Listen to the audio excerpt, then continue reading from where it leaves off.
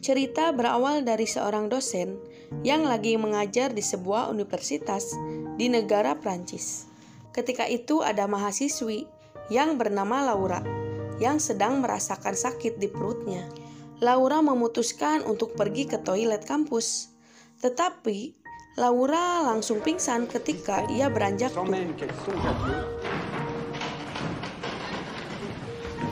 Suasana kelas menjadi gaduh dan Laura segera dibawa ke klinik. Setelah diperiksa oleh dokter, Laura mengharuskan membayar biaya obatnya saja. Laura mengatakan kalau dirinya tidak bisa menebus obat itu. Apalagi kedua orang tuanya, yang dimana ayahnya Laura hanya sebagai buruh batu dan ibunya hanya seorang perawat desa.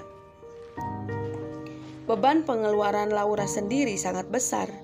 Sebulan, ia harus mempersiapkan uang sebesar 400 euro selama ia tinggal di kota. Sebenarnya, Laura mempunyai pacar yang bernama Manu, dan Manu juga tidak bisa berbuat apa-apa.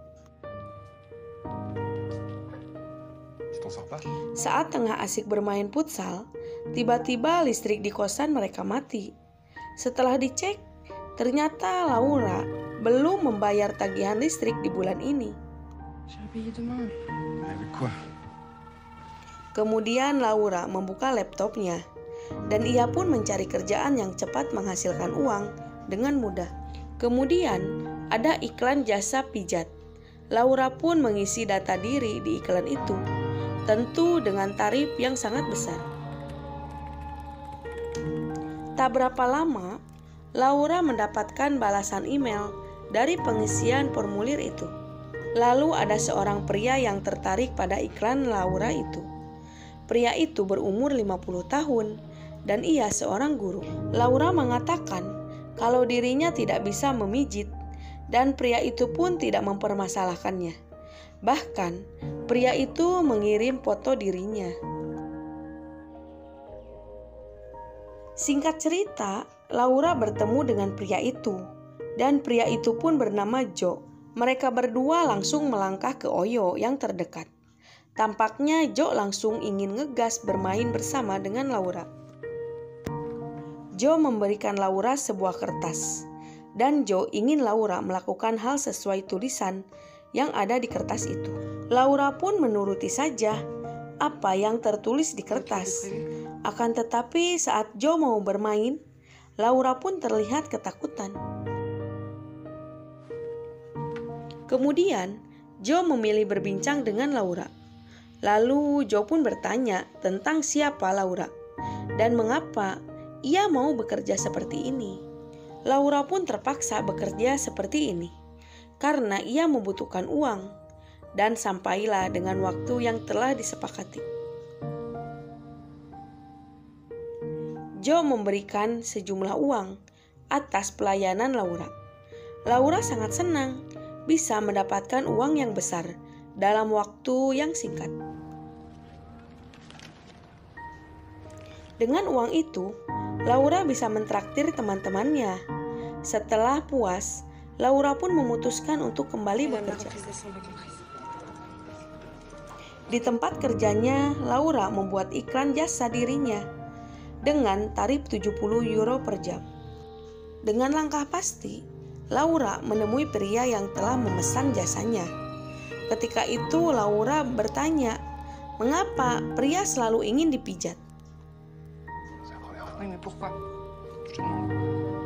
Pria itu pun mengatakan kalau dirinya tidak puas dengan layanan yang ada di rumah. Setelah selesai makan malam, mereka pun langsung pergi ke suatu tempat. Ternyata pria itu tidak mempunyai uang lagi. Terpaksa, mereka pun bermain di mobil goyang. Setelah itu, Laura kembali pulang. Laura memeluk Manu seakan Laura telah bersalah padanya. Karena Manu terlalu acuh, dia pun tidak peduli pada Laura, apalagi Manu seorang pengangguran. Akhirnya, Laura memilih putus dari Manu. Kini Laura fokus pada kuliahnya dan dirinya sendiri. Bahkan saking giatnya, Laura belajar selalu membawa tugasnya kemana-mana. Dan di dalam bar ada pria yang menghampirinya. Pria itu bernama Benjamin. Mereka berdua terlihat sangat cukup akrab. Mereka berdua pulang bersama, dan Laura mengetahui kalau pria itu bekerja sebagai buruh harian lepas. Benjamin meminta nomor telepon Laura, dan ia pun mengajak dinner. Akan tetapi ajakannya ditolak, karena Laura ingin fokus kuliah dulu. Kini, Laura merambah ke dunia fotomodel. Dengan tubuh yang dimiliki Laura sangatlah mungkin untuk bekerja sebagai model. Menurut fotografer itu, kalau ingin cepat terkenal, ia harus lebih berani. Tetapi Laura menolaknya, karena ia ingin bekerja sebagai penerjemah dan guru bahasa yang sukses. Laura menerima bayaran foto dari fotografer, dan fotografer memberikan peluang untuk bermain futsal bertiga, dan bayarannya sangat besar. Tetapi Laura tidak tertarik dengan ajakan fotografer, dan Laura pun langsung pergi. Ketika Laura di rumah, ia mencoba browsing mencari teman yang berprofesi sama dengan dirinya. Laura menemukan teman yang bekerja seperti dirinya. Teman itu telah mempunyai 25 klien yang masih menggunakan jasanya. Menurut temannya itu, ia lebih mudah mendapatkan uang daripada bekerja sebagai kasir di swalaya. Ketika Laura sedang bekerja, ia melihat sebuah laptop dan ia sangat ingin memiliki barang itu. Saat di rumah, Laura menghitung uang yang dimiliki untuk membeli laptop, tapi sayangnya uangnya masih kurang. Lalu, Laura memutuskan untuk membuat janji dengan Om Jo dengan imbalan uang dan laptop. Laura pun bersedia melakukan apapun yang diinginkan Om Jo. Akhirnya, Laura dan Om Jo bertemu di sebuah oyo, dan Om Jo memberikan laptop pesanan Laura. Laura sangat senang atas pemberian laptop itu. Tetapi sebagai gantinya, Laura harus bermain hardcore bersama Om Jo. Karena tidak kuat, Laura memutuskan untuk mengakhiri permainan itu. Lalu Laura mengambil laptop itu. Tetapi Om Jo sangat baik. Ia tetap memberikan uang pada Laura. Kemudian Benjamin menemui Laura di kosannya. Dan Benjamin mengetahui kalau Laura sedang berulang tahun. Laura sangat senang mendapatkan perhatian dari Benjamin. Akhirnya, Laura mencoba menceritakan tentang pekerjaannya. Benjamin sangat kaget akan pekerjaan Laura dan ia pun tidak menyangka. Tetapi kini Laura semakin liar dan ia sudah mendapatkan banyak pelanggan. Bahkan sampai yang kurang bayarannya pun pernah ia alami. Benjamin selalu perhatian pada Laura. Dan ia selalu menjemput di mana lokasi Laura bermain. Karena kesibukan Laura antara kuliah dan kerjaannya, membuat Benjamin semakin tidak nyaman dengan hubungan ini.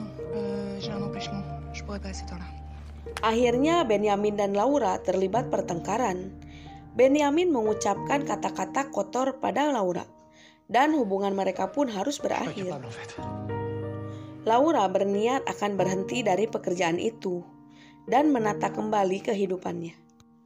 Tetapi suatu hari, Om Jo menghubungi Laura, dan Om Jo meminta pelayanan lagi, dan Laura pun dibayar 1.000 euro untuk 5 jam. Karena tergiur dengan nominal yang besar, Laura menemui Om Jo di sebuah oyo. Kemudian Om Jo pun mengajak Laura untuk pergi ke sebuah klub.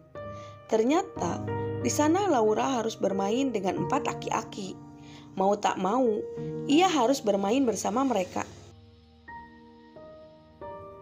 Om Jo dan Laura kembali ke oyo, dan Jo akan menyimpan uang di dalam amplop, dan Laura bisa membukanya setelah ia mandi. Setelah beres mandi, Laura mencoba mengambil amplop itu, dan ternyata hanya ada 100 euro. Laura mencoba menelpon Om Jo, tetapi tidak aktif. Akhirnya, Laura menemukan kertas yang berisi pesan dari Om Jo yang mengatakan akan membayar sisa uangnya di hari Kamis mendatang. Beberapa hari kemudian, Om Jo tidak menepati janjinya dan Laura menagih uang yang telah dijanjikan padanya. Laura sadar kalau Om Jo telah membohongi dirinya dengan banyaknya alasan. Ujian akhir kuartal kedua tiba. Laura sedang mengikuti ujian itu di kampusnya. Beberapa hari kemudian, nilai ujian telah keluar. Ternyata Laura mendapatkan nilai A dari mata kuliah bahasa Spanyol.